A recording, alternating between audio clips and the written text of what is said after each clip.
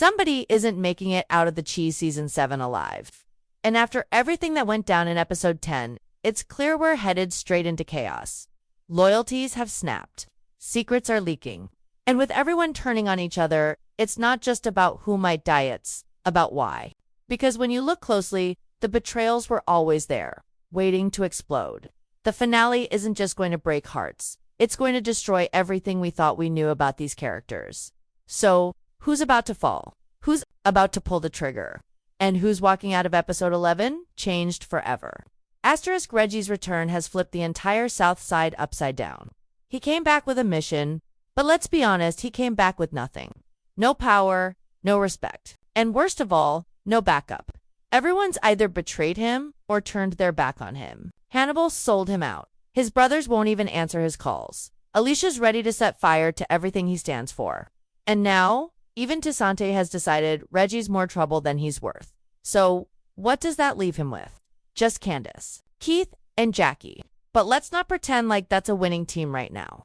Episode 11's synopsis already hints that Candace is getting herself into something dangerous. And if Alicia and Toussaint really are teaming up against her, then we're not just talking about a side plot anymore. We're talking about a setup for something brutal. Candace has always been Reggie's last real lifeline. If she falls, he breaks. But here's the thing about Reggie.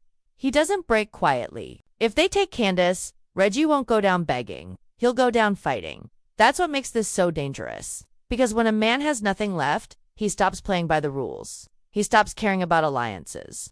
That's when people start dying. And let's not forget, Reggie is the only one in this entire mess who could actually fill Dada's shoes. He's ruthless, calculated, and doesn't care about who gets hurt along the way. That's not a hero arc. That's straight villain mode. And villains don't just disappear quietly, they go out with a war. So while I don't think Reggie is dying in episode 11, I do believe he's going to cause one. And when the dust settles, someone close to him is going to be left bleeding, if not Candace. Then maybe Jackie or Keith. Either way, the writers didn't bring Reggie back for redemption. They brought him back to raise hell. And it's working. Hannibal messed up. He really did. And now, the walls are closing in. From the moment he decided to betray Reggie, everything started to fall apart. Not just for Reggie, but for him. See? Hannibal didn't want to go through with it. You could tell he hesitated, he doubted, he tried to reason with himself. But in the end, he made a choice. He let Toussaint and Knuck know about Reggie's robbery plan, thinking it would give him some breathing room, maybe even a little power.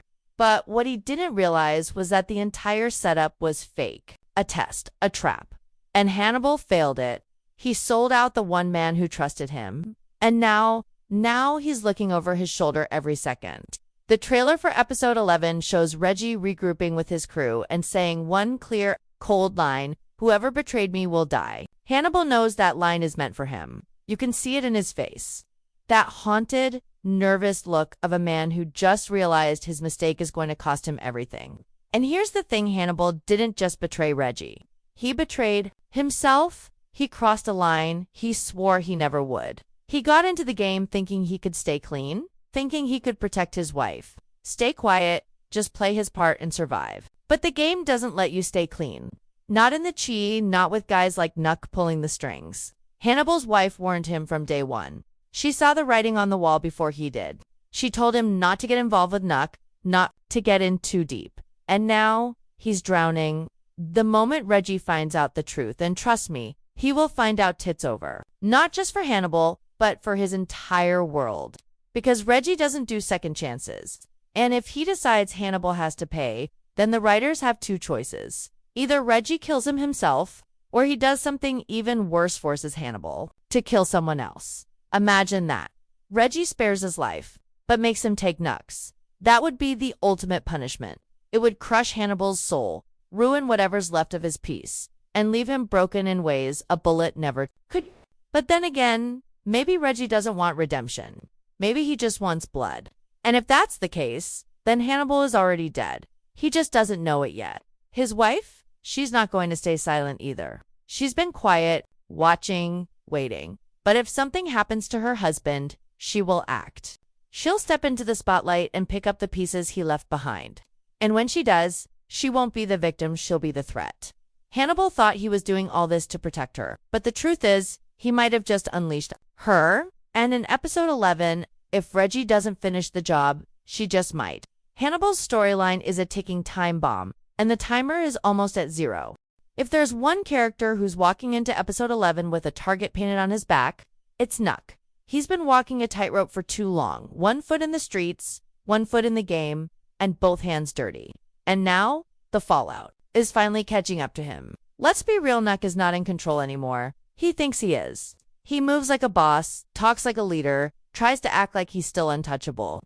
But the power he once had, it's slipping fast. And the crazy part is, he doesn't even see it coming. His crew is falling apart, his allies are turning into enemies, and the guilt of everything he's done, especially to Rob, is starting to eat away at him. You can see it in every episode lately. The cracks are showing. He's unraveling, not just as a leader, but as a man. And that's what makes him dangerous. Because a man who's losing control is a man who will do anything to get it back, even if it means killing someone close to him, even if it means turning on the very people he once called family. But the thing about Knuck is, he's got too many enemies and not enough friends. Alicia is hunting him, Toussaint is done playing games, and Reggie's got every reason to want Knuck dead. Let's not forget Knuck was the one who told Toussaint about Reggie's fake robbery plan. That's betrayal with a capital B. If Reggie finds out Tand, let's be honest. When he finds out, he's not going to let that slide. And then there's Alicia. She's been building her case, piece by piece. She knows Knuck had something to do with Rob's death. She's just waiting for the proof. And once she has it, that's it. Game over. Knuck won't even see it coming. But you know who might deliver the final blow? Tiff. Yeah, I know it sounds wild, but think about it. The writers made a point of showing us that Tiff chose Knuck over Vic. That wasn't just about romance, that was about loyalty. But that loyalty has consequences.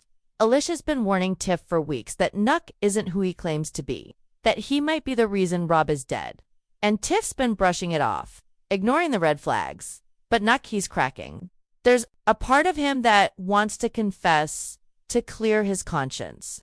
And if he does, if he actually tells Tiff the truth about what happened to Rob, that's the moment everything changes. Because Tiff loved Rob deeply. And if she finds out the man she's with had anything to do with Rob's death, there's no going back from that. That's the kind of betrayal that turns love into rage. And that's why I truly believe Tiff, Kubi's one to take Knuck out. Not Alicia, not Reggie, not Toussaint, but Tiff, a woman scorned. A woman who finally sees the truth. It would be poetic, tragic, and exactly the kind of twist this show lives for. But let's not forget, been shaking hands with detectives. He's been making deals, thinking he's protecting his son. But what kind of mob boss does that? That's not strength. That's desperation. He's out here trying to be a father and a kingpin at the same time. The truth is, he's failing at both. His breakdown isn't coming, it's already happening. Episode 11 is the moment everything collapses. Knuck's reign is over. The only question now is, who's going to end it? Reggie, Alicia, Tiff, or maybe even someone unexpected.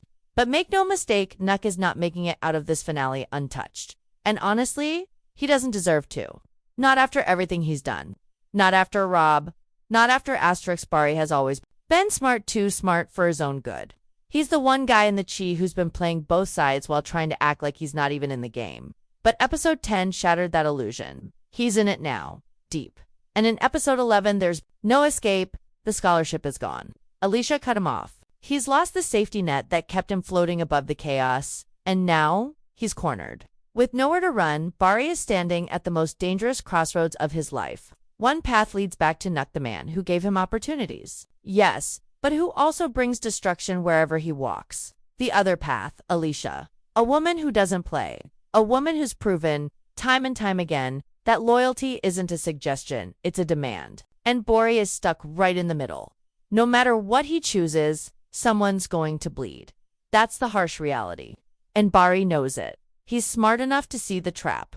He knows that if he stays loyal to Knuck, Alicia will come for him. She's already warned him once, and Alicia doesn't give second warnings. But if he flips, if he betrays Knuck and hands over everything he knows to Alicia or Toussaint, then Knuck will come for his head. Either way, he's not walking away clean. That's what makes his story so tragic. Because Bari was never built for this life. He's not Reggie, he's not Hannibal. He's a thinker, a strategist. The kind of guy who wanted to build a future, not destroy it. But the Chi doesn't care about what you wanted, it only cares about what you chose. And Bari, he's made his choices. Now he has to live or die with them. What scares me most is how unpredictable his path has become. He's young, he's desperate, and desperation leads to mistakes.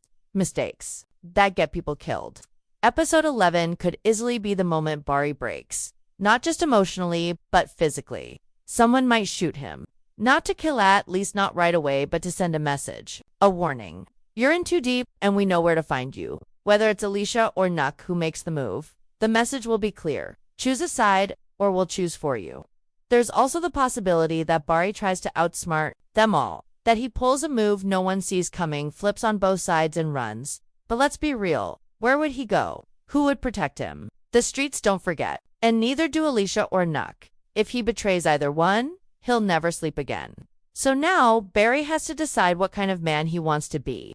The one who stays loyal to the person who gave him a shot, even if that person is a killer. Or the one who flips the game, saves his own life, and burns every bridge in the process.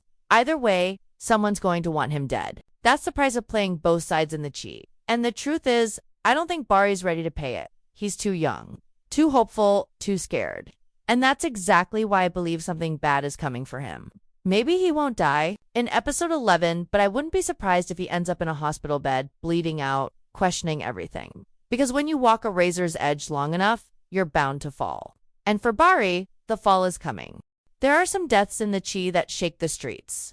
But then there are the ones that shake the soul. And if what we're seeing is really the beginning of the end for Jada, then episode 11 is about to break us all. From the moment her cancer returned, it felt different this time. Heavier, more final. The writers didn't bring this back to tease us with a miracle. No, they brought it back to prepare us, to show us that even the strongest fall, that even the people who always carry others, who stay calm in the storm, who lift the weight of entire families on their shoulders, they too can break. Jada has always been the heart of this show. Quiet, grounded, steady.